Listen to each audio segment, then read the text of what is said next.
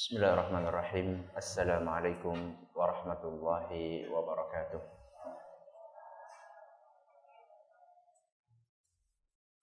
Innal hamdalillah nahmaduhu wa nasta'inuhu wa nastaghfiruh wa na'udzu billahi min shururi anfusina wa min sayyiati a'malina. May yahdihillahu fala mudilla lahu wa may yudlil fala hadiya lahu.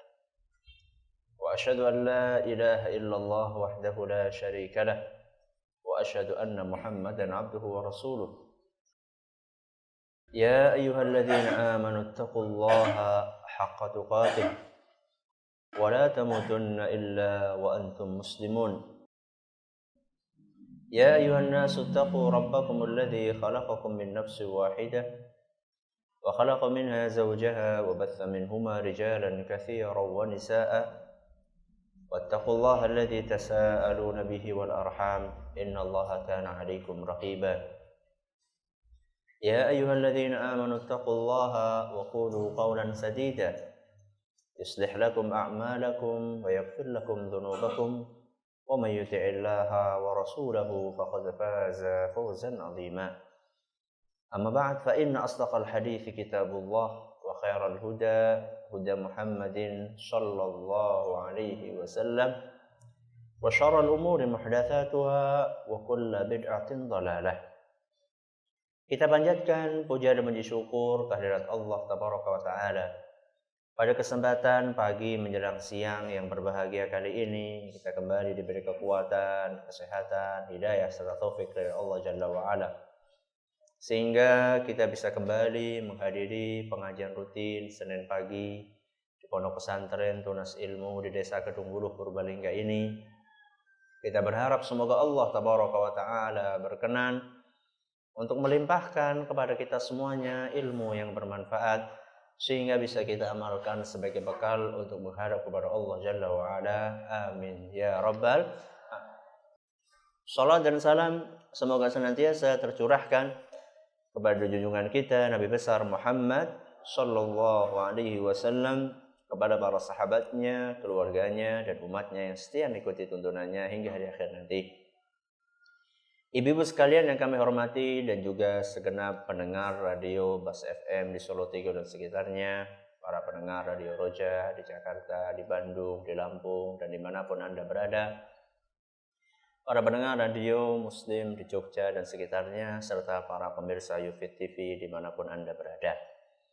Pada kesempatan yang berbahagia kali ini, kita akan melanjutkan tema silsilah fikih pendidikan anak, yang pada kesempatan kali ini kita memasuki silsilah nomor 5 yang berjudul Kesalihan Orang Tua Modal Utama. Tentunya banyak di antara kita yang masih ingat kisah petualangan Nabi Khidir dengan Nabi siapa? Nabi sinten? Nabi Khidir sama Nabi Musa. Nabi Khidir sama Nabi siapa? Musa alaihi wassalam. Ceritanya panjang. Di antara penggalan kisah tersebut adalah apa yang Allah sebutkan dalam surat Al-Kahfi. Panjenengan biasa membaca surat Al-Kahfi, Bu? Mau sama buatan? Kapan? Setiap hari Jumat. Malam Jumat, hari Jumat itu disunnahkan menurut hadis yang dinilai kuat oleh sebagian ulama, disunnahkan untuk membaca surat nopo? Al-Kahfi. Berarti gawe kahfian Ustaz. Ya ndak, yang baca biasa, baca surat apa? Al-Kahfi. Ya. Di antara penggalan kisah antara Nabi Musa dengan Khidir adalah ketika mereka berdua, yaitu Nabi Musa dan Nabi Khidir, masuk ke suatu kampung. Ketika masuk di kampung tersebut, ternyata penduduk kampung itu pelit. Pelit alias bakhil. Pelitnya gimana? Mereka menjamu saja itu tidak mau. Jadi mereka berdua itu tidak dijamu sama sekali. Dikasih makanan tidak, minuman tidak. Dan ini tentu menggambarkan bagaimana pelitnya penduduk kampung tersebut. Orang bepergian kan biasanya dalam keadaan capek, haus, lapar. Jadi penduduk kampung itu sama sekali tidak memiliki empati kepada kondisinya Nabi Musa dan Nabi Harun. Ketika mereka akan meninggalkan kampung tersebut, Nabi Khidir melihat ada sebuah rumah yang hampir ambruk. Ada sebuah rumah yang hampir apa, Bu? Ambruk. Akhirnya ketika melihat rumah itu hampir ambruk, Nabi Khidir alaihi salam memiliki inisiatif untuk membenarkan, memperbaiki tembok rumah itu yang hampir ambruk. Dan dia memperbaiki tembok tersebut tanpa memungut bayaran. Artinya tidak meminta upah kepada penduduk kampung tadi, alias dia melakukannya dengan sukarela sebagai wujud bentuk perhatian sosial dia mungkin kepada penduduk kampung tersebut. Ketika melihat Nabi Khidir dengan ringan tangan membangun kembali, mungkin juga kalau kita sekarang itu ngaduk semen sendiri, kemudian masang bata sendiri, ngelepas sendiri, ya. Itu kalau kita sekarang. Jadi intinya Nabi Khidir itu dengan ringan tangan memperbaiki bangunan tersebut sampai kokoh berdiri seperti semula. Nabi Musa yang saat itu sedang berguru kepada Nabi Khidir keheranan. Dan dia bertanya, protes dalam tanda kutip kepada Nabi Khidir. Wahai Khidir, ngapain kamu itu memperbaiki rumah orang kampung ini? Loh, mereka saja menjamu kita saja tidak. Masa kamu kok mau-maunya memperbaiki rumah ini tanpa memungut biaya sama sekali? Kamu lakukan ini dengan sukarela. Kenapa kamu lakukan ini semua? Kata Nabi Musa kepada Nabi Khidir. Padahal sebelumnya Nabi Musa sudah diwanti-wanti sama Nabi Khidir supaya jangan jangan banyak bertanya. Tapi Nabi Musa tidak tahan. Loh, kita saja tadi dipeliti sama mereka kok malah kita membangunkan rumahnya mereka tanpa meminta upah sama sekali. Ketika mendengarkan apa yang disampaikan oleh Nabi Musa alaihissalam, maka Nabi Khidir pun bercerita. Kenapa? Alasannya apa? Ternyata Nabi Khidir ini mendapatkan wahyu dari Allah Subhanahu wa Ta'ala bahwa rumah itu adalah milik dua anak yatim. Milik dua anak yatim. Yang di bawah tembok rumah itu tersimpan hartanya orang tua mereka. Jadi di bawah tembok rumah itu ada harta milik orang tua. Milik orang tua mereka berdua. Dan kalau seandainya rumah tersebut roboh, maka hartanya akan apa, Bu? Akan kelihatan. Ya, roboh kemudian nanti digali akan kelihatan hartanya. Dan memang orang tua tersebut sengaja menyimpan harta tersebut di bawah rumah, di bawah tembok rumah, dengan maksud nanti anaknya bisa mengambil manfaat dari harta tersebut. Jadi Allah Subhanahu wa Ta'ala menjaga harta orang tua tadi, dan diceritakan bahwa orang tua tersebut adalah orang tua yang soleh. Jadi bapak ibunya adalah seorang bapak yang soleh, ibunya yang solehah. Jadi panjenengan garis bawahi kata-kata orang tuanya soleh dan solehah. Allah Subhanahu wa Ta'ala berkehendak untuk menjaga harta kedua suami istri tersebut karena kesolehan mereka berdua, supaya harta tersebut sampai ke tangan anak mereka dengan perantara Nabi Khidir alaihissalam. Para ahli tafsir ketika membawakan kisah tersebut Mereka menyatakan dan menyebutkan bahwa di antara pelajaran yang bisa dipetik dari kisah tadi adalah Allah Subhanahu wa ta'ala akan menjaga keturunan seseorang manakala orang tersebut soleh. Walaupun orang tersebut sudah meninggal dunia. Jadi kalau panjenengan itu adalah orang yang soleh, maka Allah Subhanahu wa ta'ala akan menjaga keturunan panjenengan lantaran kesolehan panjenengan walaupun panjenengan sudah meninggal dunia. Ini tentu luar biasa. Bagaimana dampak positif dari kesolehan orang tua. Sampai manakala orang tua tersebut sudah meninggal dunia, dampak positifnya masih dirasakan oleh keturunannya. Kalau itu masih bisa dirasakan dampak positifnya oleh keturunannya manakala orang soleh tersebut sudah meninggal dunia, apalagi kalau masih hidup. Maka dari sinilah kemudian kita beri judul pengajian kita pada kesempatan kali ini, bahwa kesolehan orang tua merupakan modal nopo? Modal utama. Saya yakin masing-masing dari kita pasti punya cita-cita ingin memiliki anak yang soleh dan soleh. Napa wonten Bu mriki sing mboten kagungan cita-cita kados niku wonten mboten? Mboten. Mesti cita-citanya pengen jadi anak soleh-soleha. Bahkan maaf saja kalau kita tanya penjahat yang paling jahat, perampok, kalau misalnya kita tanya mereka, jadi jenengan ini merampok seperti ini, jadi jenengan punya anak apa enggak sih? Ya punya. Apa jenengan punya cita-cita anaknya jadi rampok? Kira-kira jawabannya apa Bu?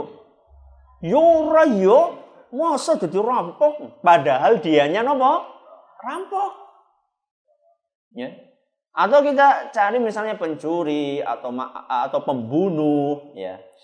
Pembunuh berdarah dingin. Kalau kita tanya kepada dia, apakah engkau punya cita-cita anakmu mewarisi profesi bapaknya? Kira-kira pasti jawabannya dia akan katakan tidak. Jadi semua dari kita itu memiliki cita-cita yang sama. Pengen memiliki anak yang soleh dan solehah. Tapi sayangnya, walaupun kita cita-citanya sama, pengen punya anak soleh dan soleha, sayangnya kebanyakan kita lupa modal utamanya. Apa Ustadz modal utama supaya anak kita menjadi soleh dan soleha? Modal utama adalah orang tuanya harus nopo? Soleh dan soleha. Lucu Bu. Lucu kalau ada orang tua pengen anaknya soleh dan soleha, tapi orang tuanya tidak soleh dan soleha. Lucu. Kenapa? Karena kesolehan orang tua itu memiliki andil yang sangat besar untuk membentuk kesolehan anaknya. Kenapa Ustadz? Kesolehan orang tua itu sangat berpengaruh kepada kesolehan anaknya. Sebab ketika anak itu pertama kali bisa membuka matanya, yang pertama kali dilihat siapa Bu? Siapa? Bapak dan ibunya. Jadi yang pertama kali dibuka, pertama kali mereka membuka matanya, anak bisa melek, bisa melihat sekelilingnya. Karena bayi begitu lahir itu belum tentu bisa langsung melihat. Ya, setelah berapa hari, berapa minggu baru bisa melihat.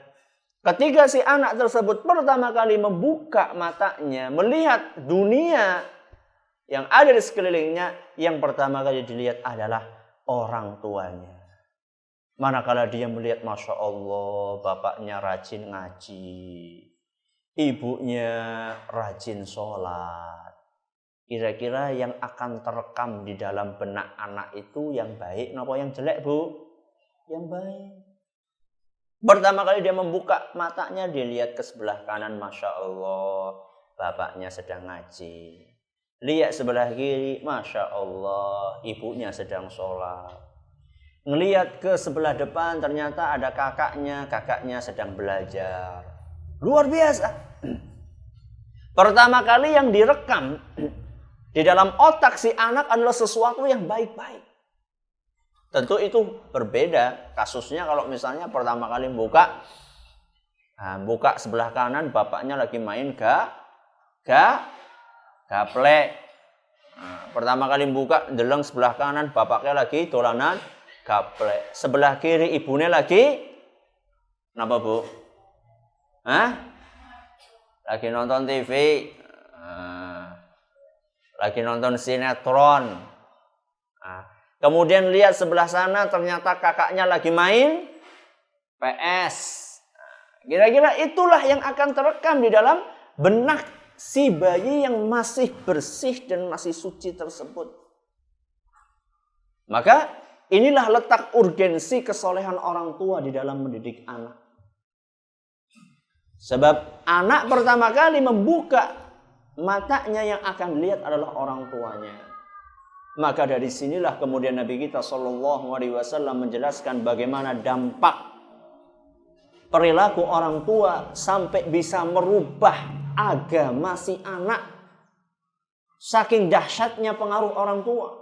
Kata Nabi SAW, kullu mauludin yuladu 'alal fitrah. Setiap bayi itu lahir dalam keadaan fitrah, dalam keadaan suci, dalam keadaan bersih, dalam keadaan berislam. Yang akan merubah mereka siapa? Orang tuanya. Kata Nabi SAW, fa'abawahu yuhawidanihi, au yunassiranihi, au yumajjisanihi. Yang akan merubah perilaku anak adalah orang tua. Orang tua bisa merubah anaknya menjadi agamanya Yahudi, bisa merubah anaknya menjadi agamanya Nasrani, bisa merubah anaknya beragama Majusi. Orang tua yang akan merubahnya. Maka seandainya kita menjadi orang tua yang saleh dan salehah, maka insya Allah harapan kita anak kita pun akan menjadi saleh dan salehah. Allahumma amin. Makanya pepatah Indonesia mengatakan buah itu kalau jatuh tidak akan jauh-jauh dari nopone pohon. Ki bocah kok ngantukan temen nyontos apa? Ramane apa biunge? Ki bocah kok ngantukan temen kepriwe jane nang kelas. Oh, ternyata ibune ya nang pengajian ya ngantuk. Oh, pantesan. Jadi buah itu tidak jauh-jauh jatuh dari pohonnya.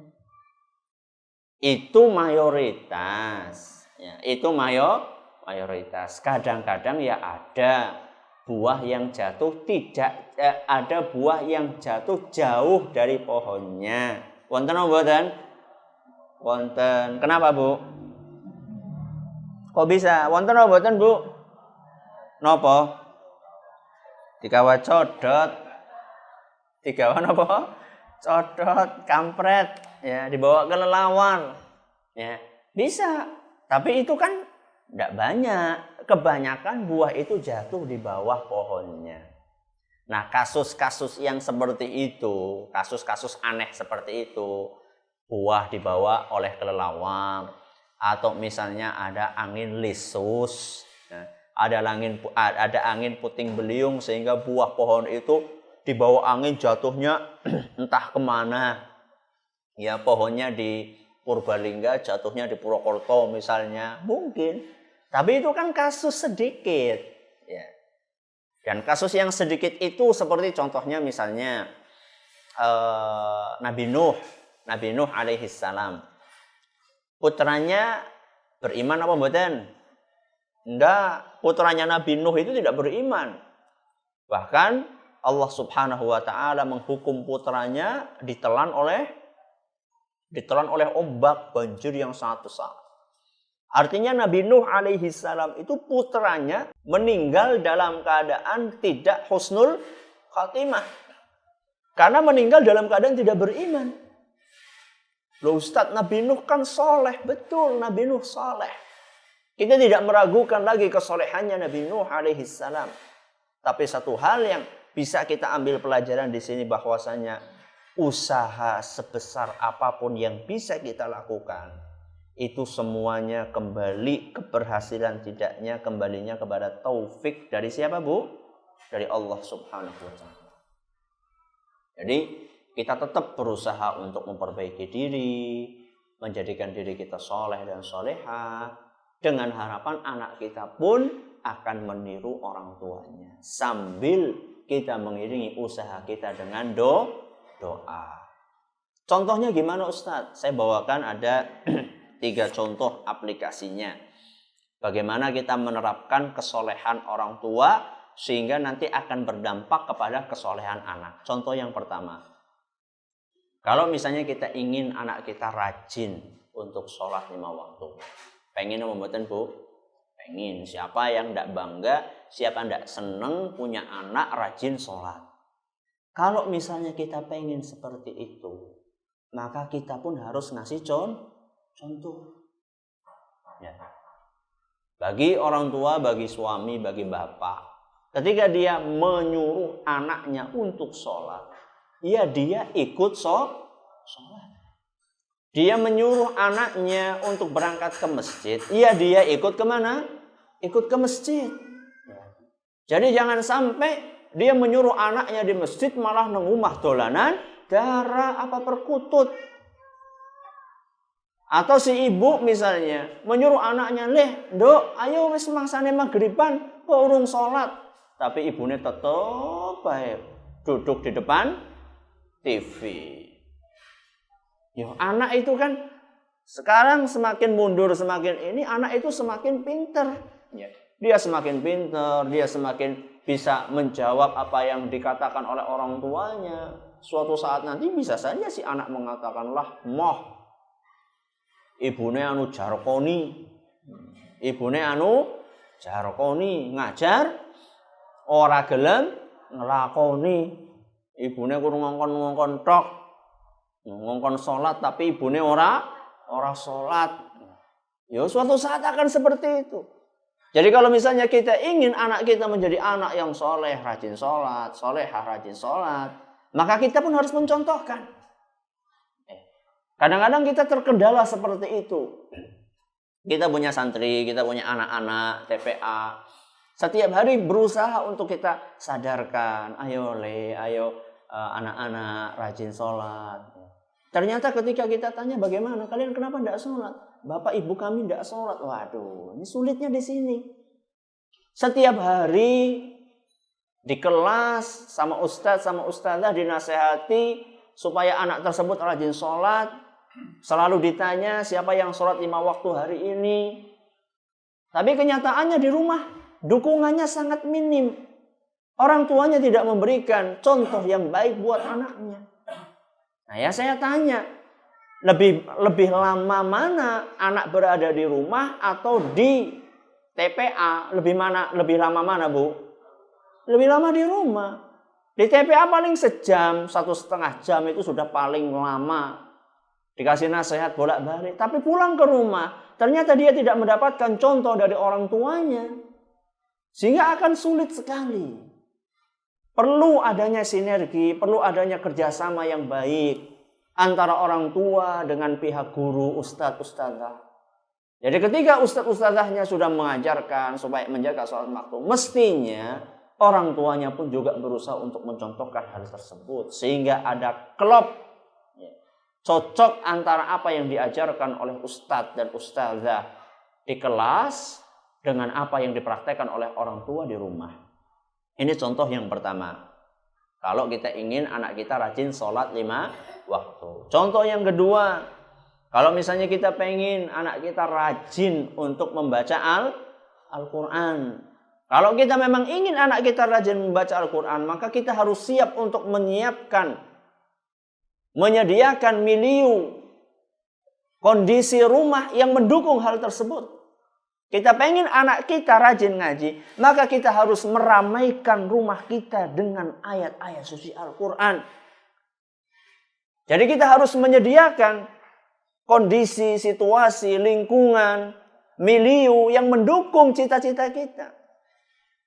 Jadi kalau misalnya kita ingin anak kita rajin ngaji, maka contohkan orang tuanya, bapaknya, ibunya. Kemudian juga suara-suara yang ada di rumah adalah suara-suara lantunan ayat suci Al-Quran. Entah itu pakai kaset, entah itu pakai radio, entah itu pakai CD.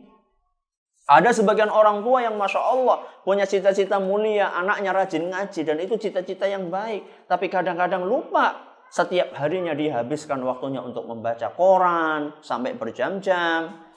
kemudian masih diiringi pula dengan gendingan, dengan musik dangdut dan seterusnya. Akhirnya yang masuk apanya? Qurannya apa dangdutane? Dangdutane. Makanya ketika rame-ramenya lagunya Mbah Surip, apa Bu?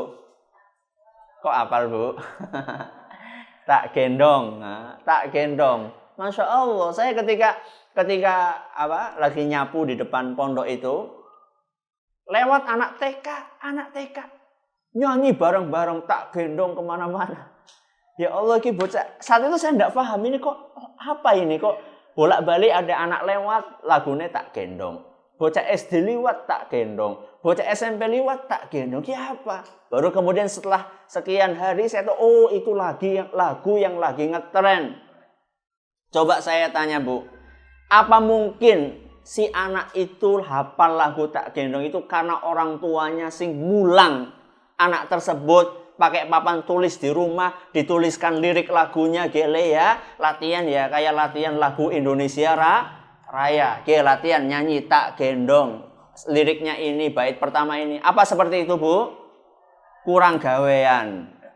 Ada orang tua seperti itu namanya kurang gawean. Ya.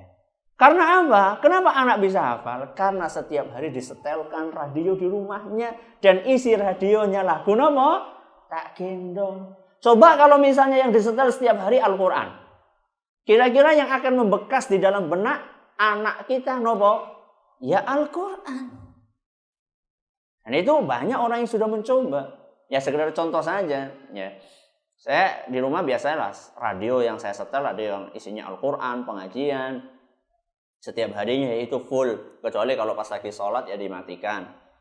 Nah, biasanya kan ada jeda-jeda di dalam radio itu yang isinya adalah lantunan ayat suci Al-Quran. Nah si anak ini setiap hari dengar. Dia sambil mainan dengar. Dia sambil baca buku dia dengar. Dia sambil ngapain tiduran dengar. Akhirnya suatu saat keluar sendiri dari lisannya. Jeda-jeda bacaan ayat Al-Quran yang sering disetel. Yang sering diputar dalam radio tersebut. Jadi secara otomatis ya. Kita sengaja atau tidak sengaja. Ternyata ayat tersebut sudah melekat di dalam benak anak kita. Itu kalau kita ingin anak kita rajin ngaji. Kecuali kalau jenengan punya cita-cita lain, anak jenengan pengen rajin dangdutan, ya itu lain masalah itu. Ya, ini adalah contoh yang kedua. Contoh yang ketiga. Kalau misalnya kita ingin anak kita jujur, maka kita pun harus jujur. Jangan kita berbohong walaupun sekecil apapun. Karena kenyataannya tanpa disadari, tidak sedikit di antara orang tua yang justru sering bohong kepada anaknya. Karena menghindari keinginan. Contoh, anak minta duit. Anak minta duit. Karena ada bakul es lewat. Ada penjual es lewat. Bu, njaluk duitnya Bu. Ora nana. Ora nana. Temenan Bu, iya temenan ora nana. Baru saja ngomong ora nana, tok. Tamu. Sinten Bu tamune? Tukang tarik leasing Bu. Tukang tarik niku lho sing biasane napa? Nyicil, tukang kredit. Oh, kowe wis mangsane entong nggih, kredite dibayar. Wingi mok njukut kulkas urung lunas. Oh iya sedela Pak. Tak cukuraken duitnya. Baru saja ngomong orang duit. Ketika ada tukang kredit, duitnya keluar. Itu kan aneh. Apa kemudian duitnya ujuk-ujuk tuing keluar simsalabim muncul? Atau tadi dia bohong? Bohong. Ya. Jadi anak melihat, loh Bu, katanya tadi nggak punya duit. Loh sekarang kok ada duit? Gimana sih Bu? Berarti orang tua itu telah berbohong kepada anaknya.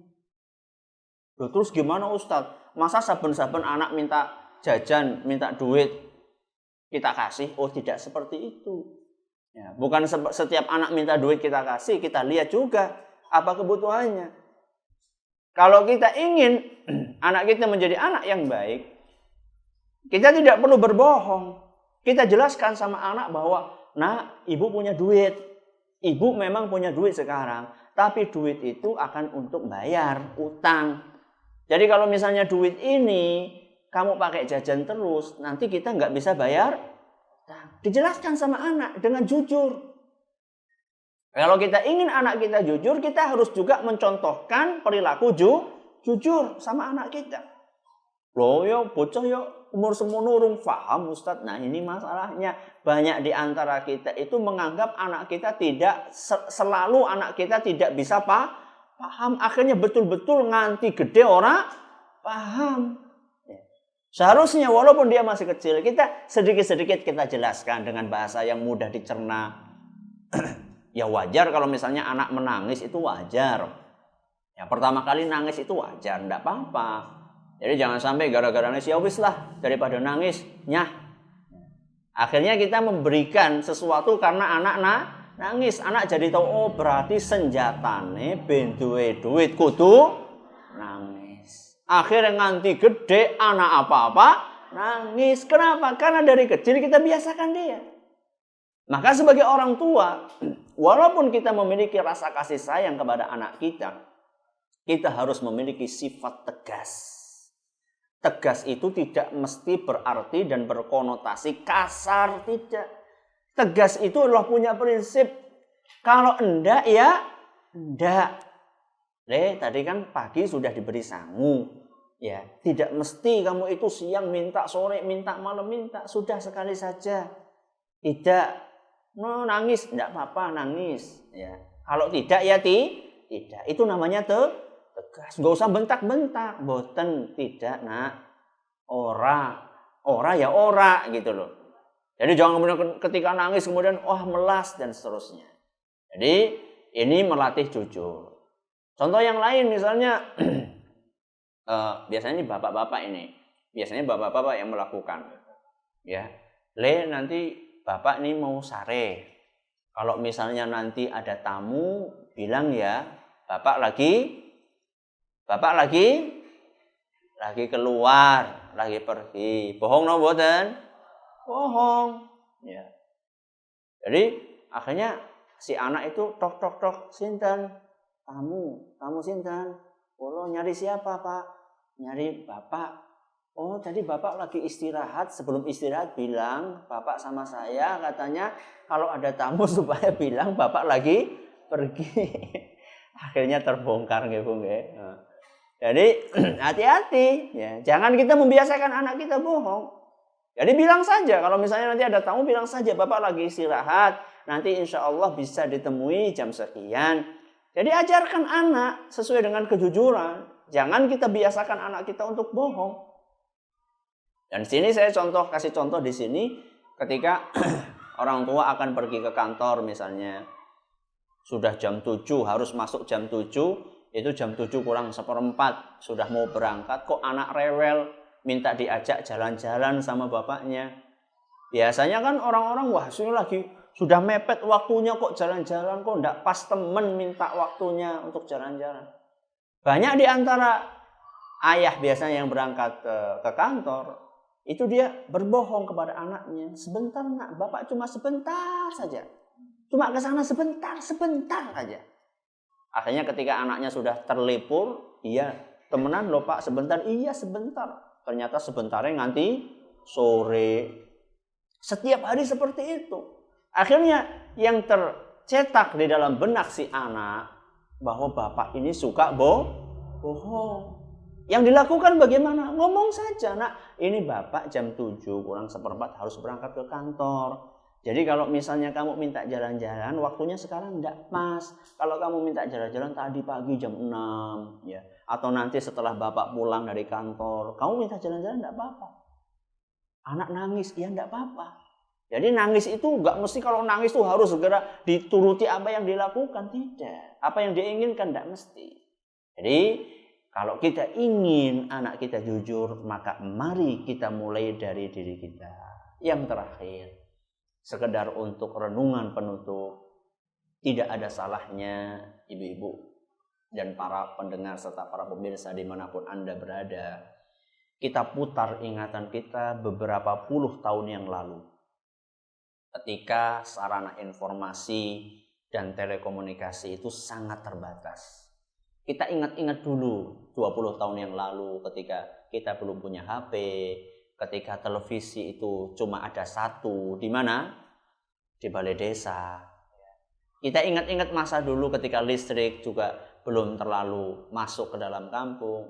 Coba kita ingat dulu, kita bandingkan dengan sekarang. Kalau dulu ketika belum ada televisi, masih banyak ibu-ibu yang rajin ngajari anaknya sendiri membaca Al-Quran. Nggih napa mboten? Panjenengan yang mulang ngaji sinten? Ibu. Ibu kita yang ngajari. Ibu kita yang ngajari kita membaca Al-Quran. Bapak kita Masya Allah masih rajin. Sebelum kita tidur diceritai tentang kisah para nabi, tentang kisah para ulama, sebagai dongeng pengantar tidur. Coba bandingkan dengan sekarang, Bu. Apakah masih ada? Atau masih banyak? Kalau ada, masih ada. Apakah masih banyak ibu-ibu yang mengajari anaknya sendiri ngaji? Saya pikir lebih banyak yang enggak. Lebih banyak yang sibuk nonton sinetron. Atau lebih asyik untuk berfacebookan. Bapaknya juga sama saja. Boro-boro dongeng sama anaknya. Bapaknya sibuk nonton. Nonton apa? Nonton bal-balan. Ya. Kalau misalnya kita bandingkan antara dulu dengan sekarang, Masya Allah, saya nggak bisa bayangkan apa kira-kira kondisi anak-anak bangsa ini 50 tahun ke depan. Ketika anak-anak yang sekarang kurang diperhatikan sama orang tuanya, 50 tahun ke depan mereka menjadi pemimpin bangsa ini, akan dibawa kemana bangsa kita ini? Kalau misalnya kita tidak ingin menjumpai mimpi buruk kehancuran bangsa kita ini, maka mari kita mulai dari diri kita. Kita perbaiki anak-anak kita, kita cetak anak kita menjadi anak yang soleh dan soleha, dan itu harus dimulai dari diri kita sendiri.